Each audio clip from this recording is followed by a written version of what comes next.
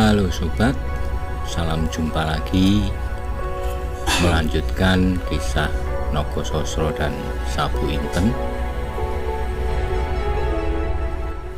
Kali ini dalam episode munculnya Lowo Ijo.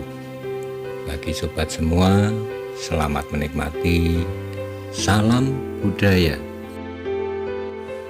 Bahkan kali ini suara tertawa itu sedemikian mengerikan, seperti memenuhi seluruh rimba dan mengepung mereka dari segala penjuru. Demikian hebatnya pengaruh suara tertawa itu, seperti mengguncang-guncang dada, sehingga arahnya pun tak dapat diketahui dari manakah sumber suara itu. Berapa orang menjadi bingung dan ketakutan, bahkan ada yang menjadi lemas dan hampir pingsan.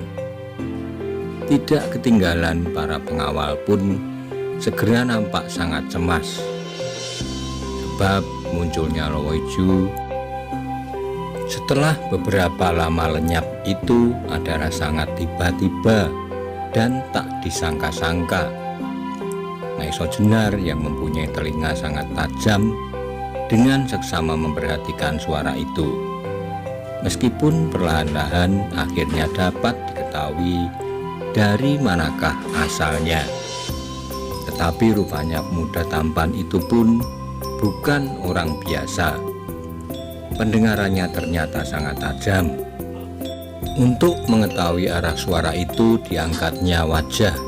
Meskipun tidak secepat Maiso Jenar, ia pun akhirnya dapat mengetahui sumber suara itu. Maka segera ia pun bersiaga menghadapi ke arah suara itu sambil berteriak, "Hai Lowo Ijo, kau jangan main gila di hadapanku. Ayo keluarlah dari sarangmu. Apakah yang sebenarnya kau kehendaki dengan memperdengarkan suara tertawamu yang memuakkan itu?" Mendengar seruan pemuda itu, semua orang termasuk Maiso Jenar menjadi bertanya-tanya dalam hati, siapakah dia yang telah berani menantang Lowo Ijo ini? Sementara itu suara tertawa Lowo Ijo pun semakin lama semakin surut, dan akhirnya mereka dikejutkan oleh sebuah bayangan yang melayang turun dari dahan yang cukup tinggi. Tetapi yang sama sekali tak diduga-duga, kecuali oleh Maiso Jenar dan pemuda tampan itu, ternyata Lowo Ijo bertengger di atas dahan yang hanya berjarak tidak lebih dari 20 depa dengan mereka. Samar-samar oleh cahaya api yang masih menyala, tampaklah bahwa Lowo Ijo pun sebenarnya masih muda. Usianya tidak juga terpaut banyak dengan pemuda tampan itu maupun dengan Maiso Jenar. Tubuhnya kekar kuat, matanya hitam mengkilat, memancarkan sinar kekejaman dan kebengisan. Meskipun pada saat itu Lowo Ijo tersenyum, tetapi senyumnya sama sekali tidak menambah manis wajahnya. Bahkan beberapa orang yang melihatnya menjadi gemetar ketakutan, seakan-akan melihat senyuman malaikat pencabut nyawa yang berhasil melakukan tugasnya dengan baik. Perlahan-lahan, setapak demi setapak, Lowo Ijo berjalan mendekati pemuda tampan itu. Di pinggangnya membelit kain berwarna putih dengan lukisan hijau di atasnya. Pastilah itu gambar yang menyeramkan. Kelelawar dengan kepala serigala, sedangkan di tangan kanannya tergenggam sebilah pisau belati panjang. Ternyata pemuda tampan itu sama sekali tidak gentar. Meskipun demikian, ia tidak mau merendahkan Lowo Ijo. Tangannya segera memutar tongkat hitamnya, dan tiba-tiba dari dalamnya ia mencabut sebilah pedang kecil yang lentur. Melihat hal itu, Lowo Ijo tertawa. Tapi kali ini tertawanya pendek. Lalu ia berkata, "Ular laut gila, kau jangan main gagah-gagahan di daerah ini."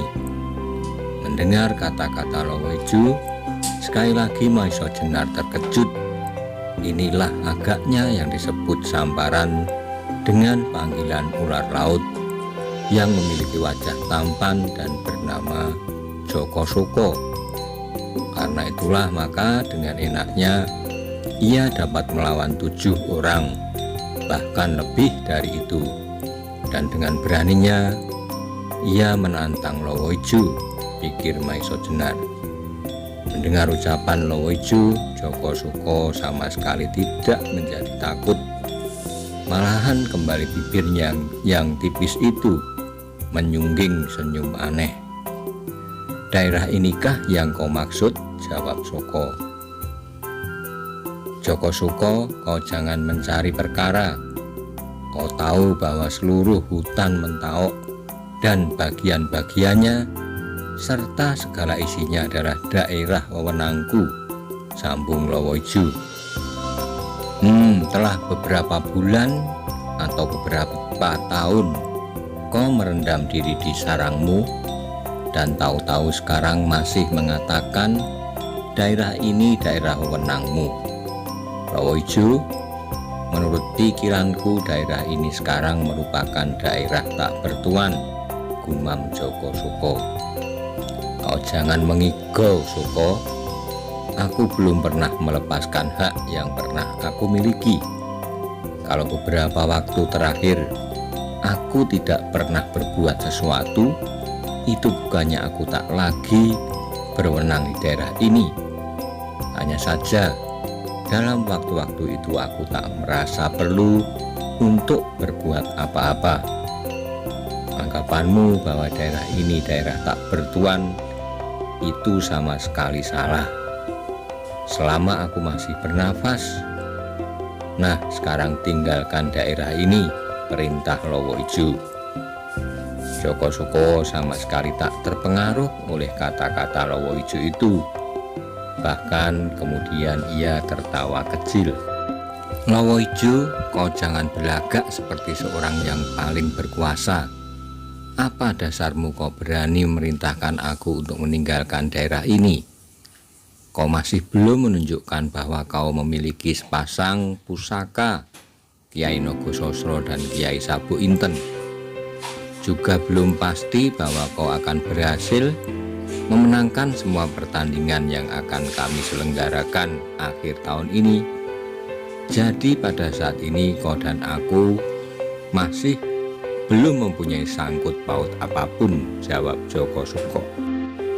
Kembali Lowoiju tertawa pendek. "Kau masih seperti masa-masa lampau sebelum kau capai tingkatmu yang hampir sempurna sekarang ini. Seharusnya kau tak lagi banyak bernafsu untuk berkelahi. Dan apakah artinya pertempuran di antara kita? Berapa waktu yang lampau kita pernah berkelahi sampai beberapa hari dan tidak seorang pun dari kita yang kalah. Kalau pada saat ini kami kembali bertempur, menurut pendapatku hasilnya akan sama saja.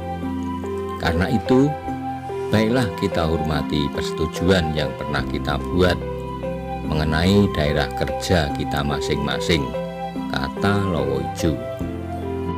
Joko Soko menjadi bimbang, dahinya berkerut dan otaknya berputar cepat.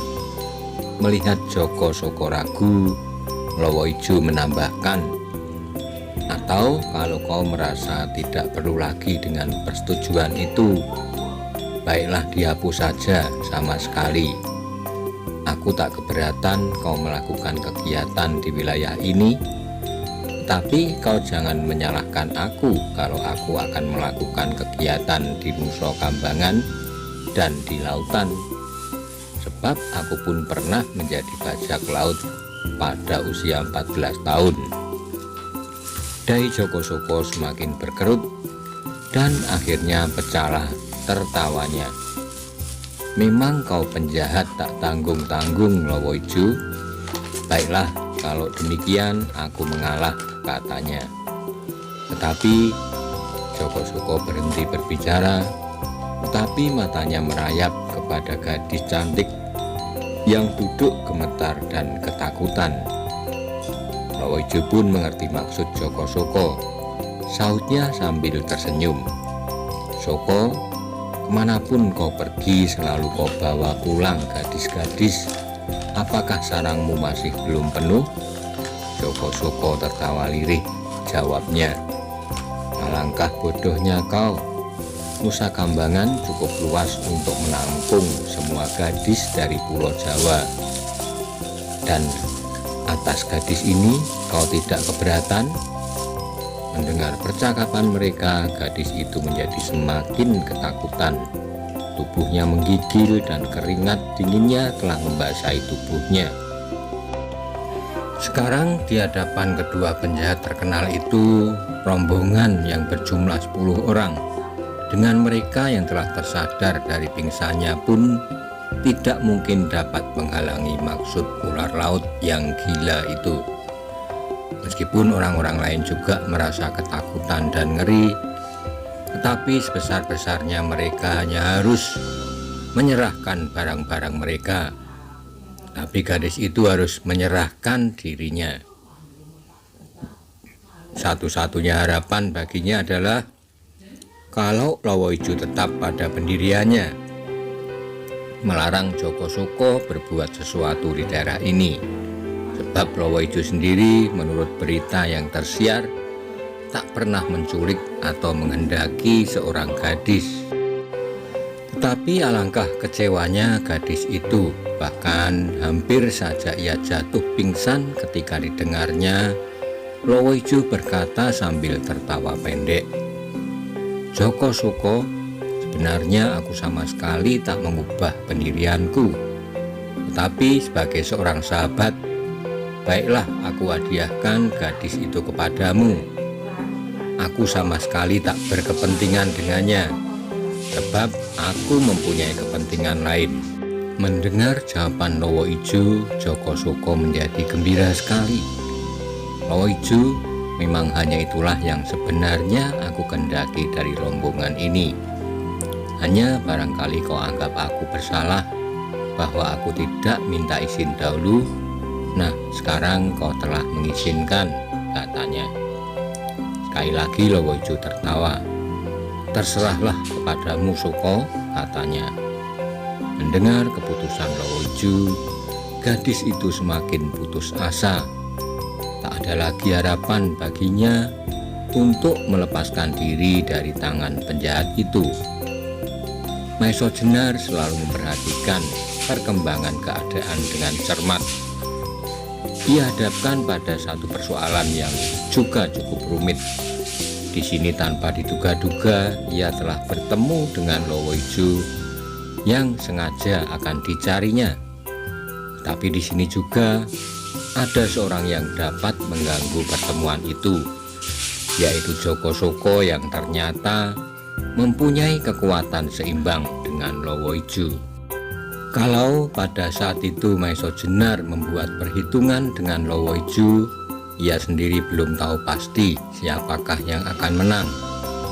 Apalagi kalau kemudian Joko Suko ikut campur, maka masalahnya akan merugikan menurut perhitungan Maiso Jenar.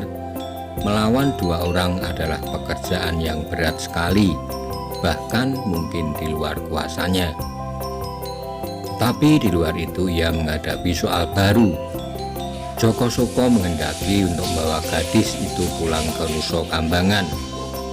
Apakah hal yang demikian dan berlangsung di bawah hidungnya akan dibiarkan saja? Andaikan ia bertindak dalam hal ini pun, ada kemungkinan ia terlibat dalam pertempuran melawan kedua orang itu. Sebagai seorang prajurit pilihan, Maiso Jenar sama sekali tidak mengenal takut. Kalau ia sampai berpikir demikian, masalahnya adalah atas dasar perhitungan, cara dan bagaimana untuk mencapai maksudnya.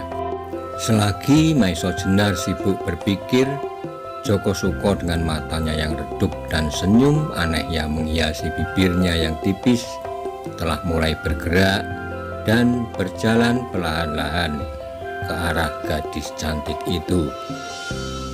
Sementara itu Lowo Ijo berteriak bergurau, "Joko Soko, sebenarnya aku iri hati melihat ketampanan wajahmu, tapi kau rupanya adalah seorang tampan yang sial.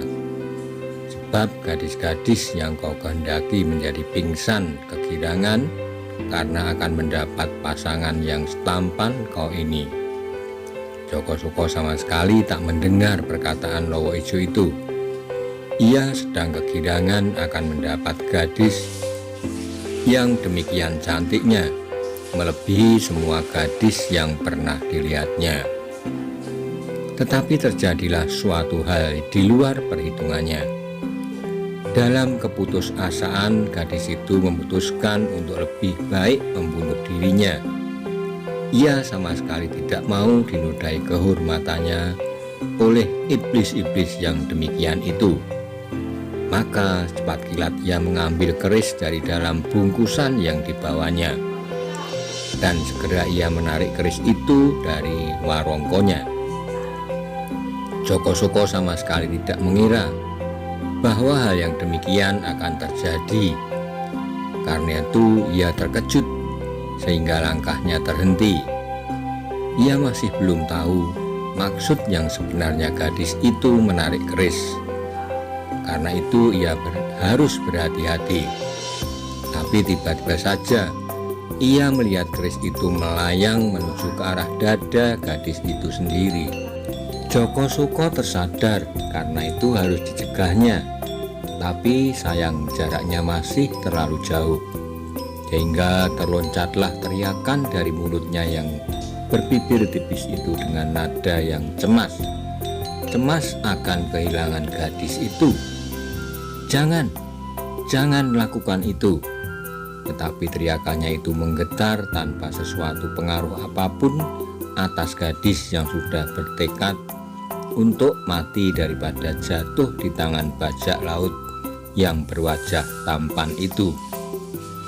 Tiba-tiba tampaklah sebuah bayangan meloncat dengan cepatnya menyambar pergelangan tangan gadis itu, sehingga keris yang digenggamnya tidak sampai menembus dadanya.